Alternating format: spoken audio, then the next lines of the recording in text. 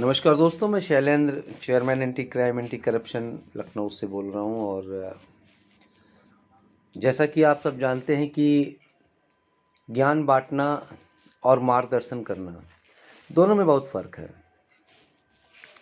ज्ञान बांटने के लिए आप उठिए या किसी को कुछ ज्ञान दे दीजिए, हो गया काम।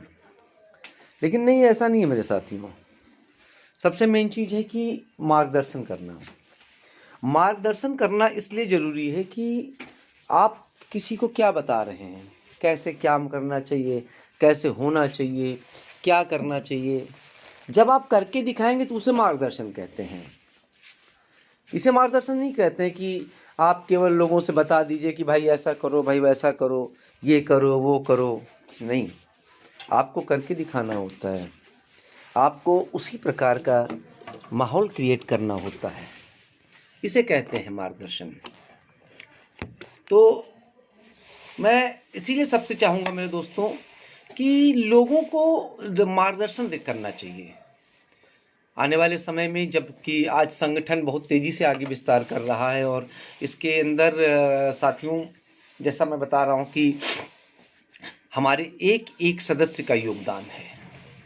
संगठन जो भी कार्य कर रहा है, संगठन जैसे भी कर रहा है, इसमें पूरा योगदान एक एक सदस्य का है। हम लोग कोशिश करते हैं कि ऐसे लोगों को संगठन के साथ ना जोड़ें जो लोग गलत हों, जिनका अभिप्राय ही गलत हो, जो लोग समाज के लिए गलत हैं, जो दुरुपयोग करना चाहते हैं हमारे संगठन का। क्योंकि हमारे संगठन का एकमात्र लक्ष्य है कि जागरूकता करना। जैसे संविधान के प्रति लोगों को जागरूक करना। संविधान कानून नहीं है।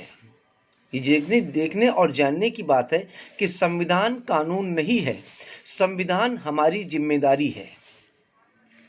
दूसरी बात, आईपीसी की धाराएं केवल लिख करके किताबों के लिए नहीं बनी हैं, आपके लिए हैं कि ऐसा करने पर आपके साथ ये हो सकता है। अगर आप कोई गलत कार्य करेंगे तो आपको अपराध की इस श्रेणी में रखा जाएगा और उसके लिए ये सजा मुकर्रर है। लेकिन ये जानने की आवश्यकता लोग नहीं समझते। मोटर व्हीकल एक्ट जगह जगह पे लिखा होता है, जगह जगह पे बताया जाता है। डीएल बनवाने के समय यानी लाइसेंस बनवाने के समय आप देखेंगे कि आपको बताया जाता है कि इन नियमों का पालन करना है। समय अनुसार गाड़ी चलानी है, कैसे गाड़ी चलानी है, कहाँ पे ओवरटेक करना है, कहाँ पे पीछे निकलना है, कब इंडिकेटर देना है। लेकिन आप ये देख लीजिए, लाइसेंस बनवाते वक्त सब हाँ कर देते हैं, लेकिन उसके बाद उसका पालन कोई नहीं करता। यही विडंबना है कि हमारे देश के अंदर कानून बनते हैं लेकिन वो किताबों में दफन हो जाते हैं, जबकि वो हमारी जिम्मेदारी है।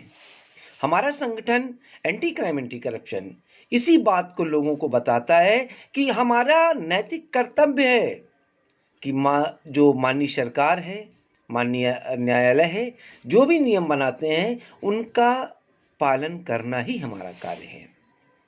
आप पालन करेंगे, निसंदेह आप स्वस्थ रहेंगे, आप सुरक्षित रहेंगे, आप खुश रहेंगे।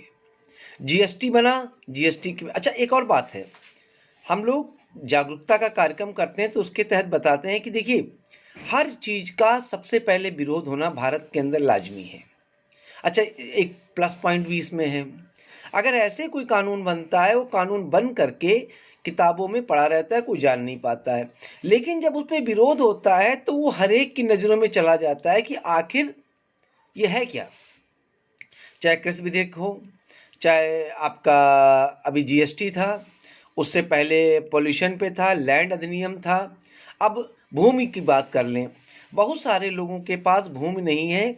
अच्छा, नंबर 2, भ्रष्टाचार को ख़त्म करना। जैसे लोग कहते हैं कि सर आपका संगठन एंटी करप्शन है, आपको भ्रष्टाचार ख़त्म करना है। हमने कहा भ्रष्टाचार को ख़त्म नहीं किया जा सकता, भ्रष्टाचार को कम किया जा सकता है। कैसे?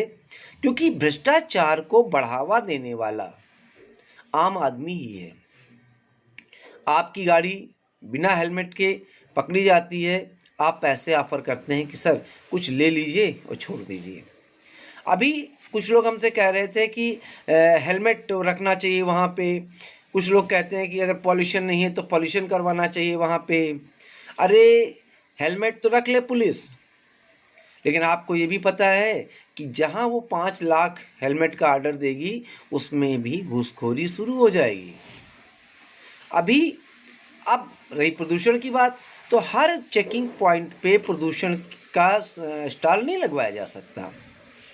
वहाँ पे भी भ्रष्टाचारता शुरू हो जाएगी।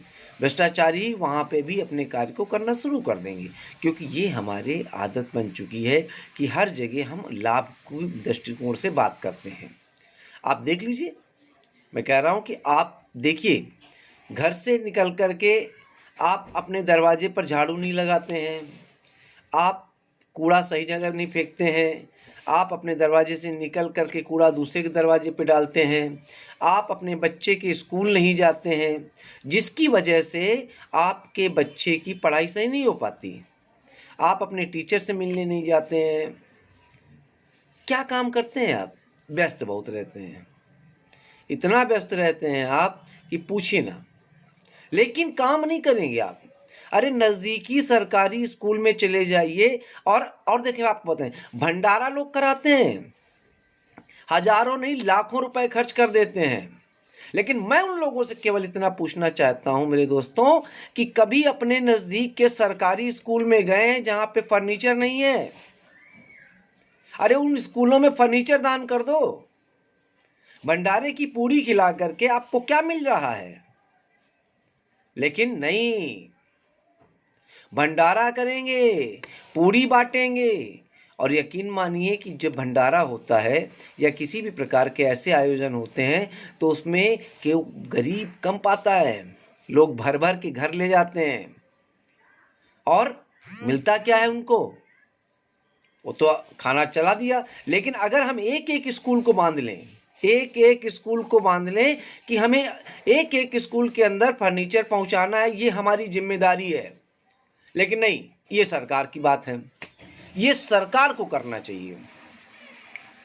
आखिर सरकार लाएगी कहाँ से? कटेगी तो आपकी जेब। आप बर्थडे करते हैं, हजारों लाखों रुपए लुटा देते हैं।